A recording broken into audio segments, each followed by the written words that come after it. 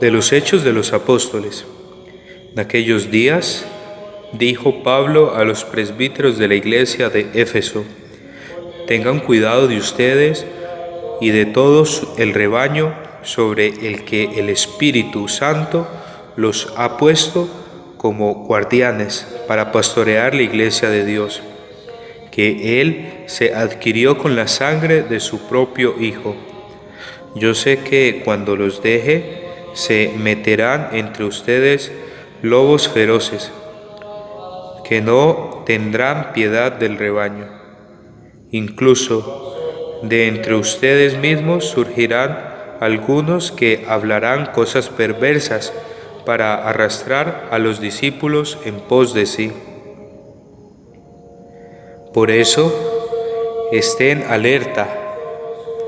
Acuérdense de que durante 3 años, día y noche, no he cesado de aconsejar con lágrimas en los ojos a cada uno en particular. Ahora los encomiendo a Dios y a la palabra de su gracia, que tiene poder para construirlos y hacerlos partícipes de la herencia con todos los santificados. De ninguno he codiciado dinero, oro ni ropa. Bien saben que estas manos han bastado para cubrir mis necesidades y las de los que están conmigo. Siempre les he enseñado que es trabajando como se debe socorrer a los necesitados, recordando las palabras del Señor Jesús, que dijo: hay más dicha en dar que en recibir.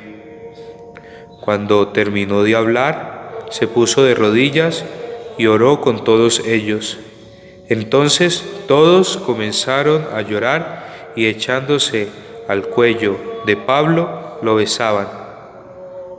Lo que más pena les daba de lo que había dicho era que no volverían a ver su rostro, y lo acompañaron hasta la nave.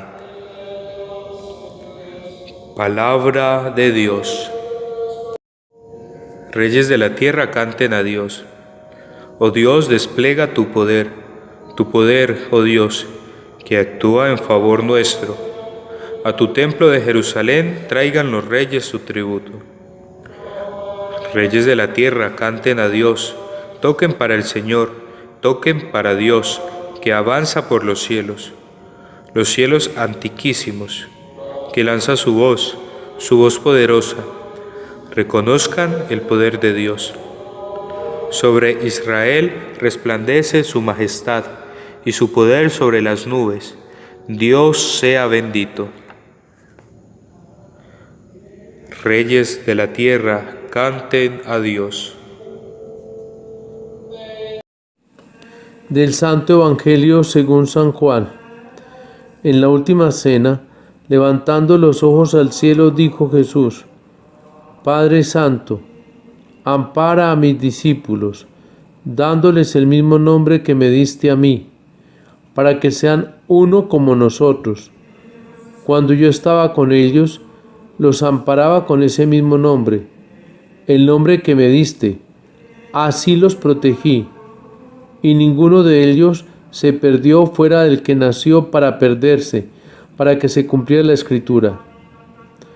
Pero ahora me voy a ti, y todavía en el mundo digo estas cosas, para que tengan en sí mismo la plenitud de mi alegría. Yo les comuniqué tus palabras, y el mundo los odió, porque no pertenecen al mundo, como no le pertenezco yo tampoco. No pido que los saques del mundo, pero sí que los guardes del maligno. Ellos no pertenecen al mundo, como no le pertenezco yo tampoco. Santifícalos en la verdad. Tus palabras son la verdad. Como tú me enviaste al mundo, yo también los he enviado, y por ello yo me santifico, para que también los santifique tu verdad. Palabra del Señor. ¿Verdad que suena triste Y parece que Pablo utiliza un lenguaje pesimista al continuar su despedida en Mileto de parte de todos aquellos miembros de esa iglesia que él ha fundado con su tarea misionera en compañía de otros, entre ellos Bernabé. Pero no, Pablo no es pesimista. Pablo es muy realista y se parece a la misma despedida de Jesús que ha hecho a sus discípulos en el contexto de la última cena. Y es que la suerte de Pablo se parece a la de Jesús y es la de la iglesia, en donde hay que ser realistas, que hay que sufrir en medio del mundo. La vida cristiana se debate entre luchas hasta el final, porque es la fidelidad a Dios en medio del mundo. Y eso lo ha entendido muy bien Pablo. La fidelidad que Pablo ha tenido para con Dios y el Evangelio es única. Y esa es su gran virtud. Y esa fidelidad la ha tenido Cristo. Y esa es la fidelidad que se le pide a la iglesia para que sea fiel a su esposo Jesucristo. La fidelidad es la que lleva a permanecer en la unidad. Y así la iglesia se hace signo creíble al mundo, sacramento de unidad, que es lo que en la oración sacerdotal hoy Juan coloca, que todos sean uno. Y esa unidad se refleja como en la de la Trinidad. Jesús ha orado no solo por sus ministros, Jesús ha orado por todos los cristianos que estamos llamados a vivir en la unidad.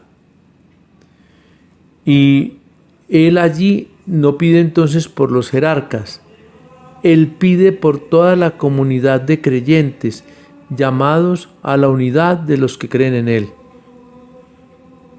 Esa unidad de los discípulos de Jesús debe estructurarse sobre la unidad de la palabra que el Verbo encarnado nos ha dicho. Claro, si la palabra se acepta, la palabra no tiene interpretaciones cerradas. Esa palabra está llamada para la unidad del que cree. Y esa unidad está reflejada en un único amor. Y el amor es el que une. El pecado divide, separa. Y entonces la iglesia, si vive en ciertos momentos en pecado, va a tener división. Y es lo que ha pasado. Ha habido pecado en la interpretación, en las prepotencias de muchos teólogos y predicadores, y se ha venido el momento trágico de la división. Pero la iglesia está llamada para vivir en la unidad. Y hay que unificar esos elementos humanos disgregados. Divinamente la iglesia es una, pero humanamente la iglesia está dividida. Entonces, de allí la continua llamada del Señor a permanecer en la unidad. Pero muchas veces resultan las luchas y las tensiones que se han dado en la historia y se desgarra la unidad, se reparten la túnica de Cristo destruyéndola. Por eso Cristo pide en la oración que mantengamos la unidad como el sacramento único con el cual se le muestra al mundo que verdaderamente somos los elegidos de Dios. Y así el mundo va a creer. Es necesario para que el mundo crea vivir en la unidad. ¿Y quiénes viven en la unidad? Los que se han separado del mundo, es decir, los consagrados, los que están preservados del mal. Recordemos que en el cuarto evangelio las tinieblas es todo lo contrario a la luz.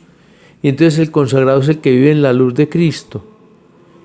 Y por lo tanto la luz es la verdad, mientras que las tinieblas representan el error, la división. Ese error, esa división es estar en las tinieblas del mundo.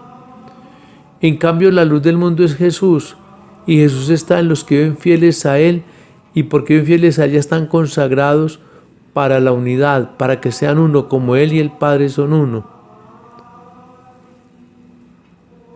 Esta oración llama a que todos los discípulos seamos maestros de la verdad en la unidad. Y solo cuando se es asistido por el Espíritu Santo se logra obtener ese don de la unidad.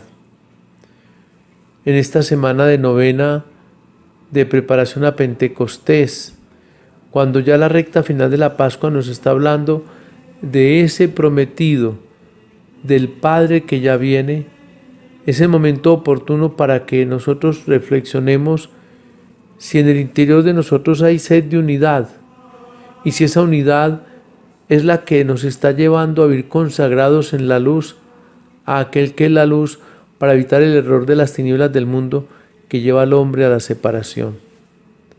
Que el Señor nos conceda la gracia de saber discernir en qué consiste la unidad en la verdad y en la luz, para que podamos en verdad ser signos de la presencia de Dios en medio del mundo. Verdaderamente ha resucitado el Señor y vive entre nosotros, aleluya. Y la bendición de Dios Todopoderoso, Padre, Hijo y Espíritu Santo, descienda sobre ustedes y les acompañe siempre. Amén.